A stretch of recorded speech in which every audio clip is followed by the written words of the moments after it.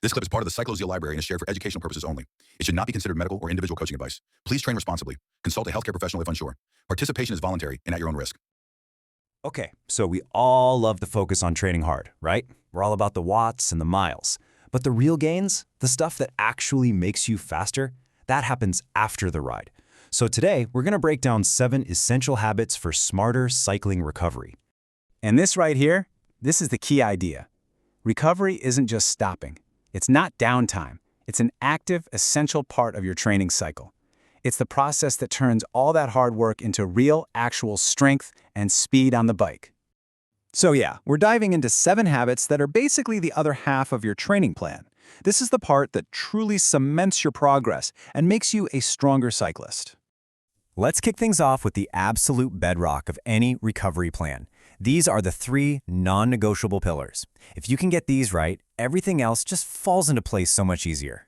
And I honestly can't stress this enough. Mastering these 3 things, we're talking sleep, hydration, and nutrition, is absolutely non-negotiable. If you get these wrong, no fancy recovery gadget in the world can make up for it. So, what's the single most powerful recovery tool you have? It's sleep, hands down. This is when the magic happens. Your body goes into overdrive, repairing muscle tissue, balancing hormones, and really adapting to all that training you did. Consistent progress comes from consistent sleep. It's that simple. Next up is hydration. And it's not just about chugging a bottle of water right after you get home. The real key is to stay hydrated consistently, all day long. But, and this is important, after a long, sweaty ride, you've lost crucial minerals like sodium and potassium.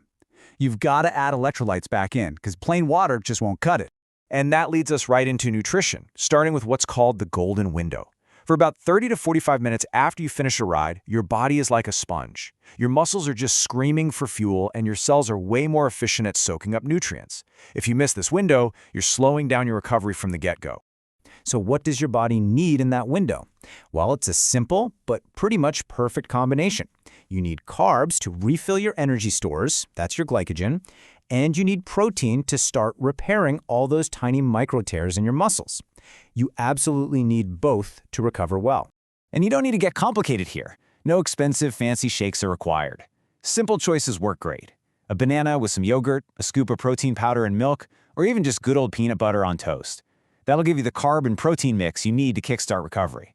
But wait a second, recovery doesn't just start after the ride. It's also about setting yourself up for success beforehand. If you neglect your pre-ride fuel, you're already behind on recovery before you even clip in.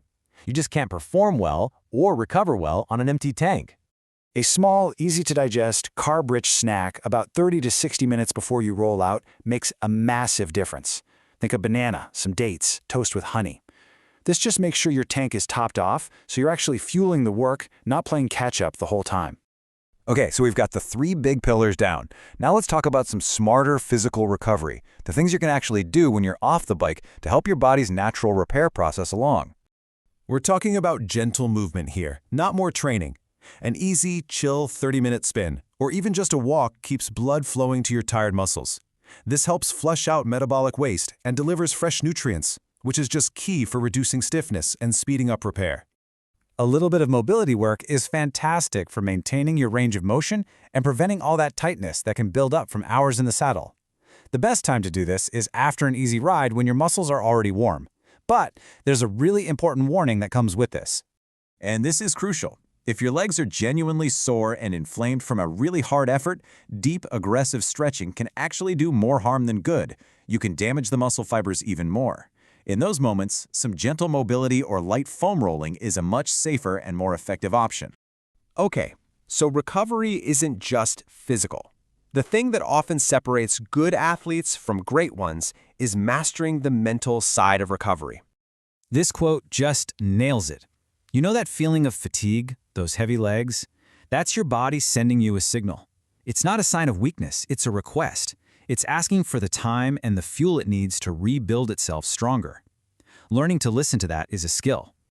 Here's the thing. Mental stress from your job or your life triggers the same hormonal responses as physical stress from training, and that can slow down your physical adaptation. So you have to actively build in a mental reset, make time to just unwind, Switch off the screens, do some breathing, and hey, remember to enjoy the process. A calm mind supports a strong body. All right, let's wrap this up by putting it all together. I want you to stop thinking of these as 7 separate tips. Instead, think of them as one interconnected system.